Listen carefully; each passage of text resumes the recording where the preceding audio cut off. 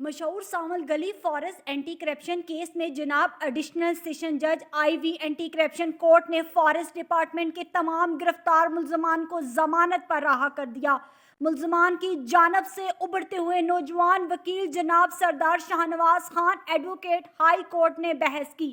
عدالت کو بحث کے دوران سرکاری ریکارڈ سے برآمد شدہ لکڑی کے بابت بتلایا گیا کہ محکمہ اینٹی کرپشن نے محکمہ جنگلات کی جانب سے پکڑی ہوئی لکڑی جس کی بابت مکمل سرکاری ریکارڈ موجود تھا کوئی اٹھا لیا گیا۔ مزید برآں محکمہ اینٹی کرپشن نے اصل ٹمبر مافیا کے ساتھ ملی بھگت کر کے محکمہ جنگلات کو اپنی قانونی کارروائیوں سے باز رکھنے اور پریشر ڈالنے کی خاطر مقدمہ مذکورہ قائم کیا۔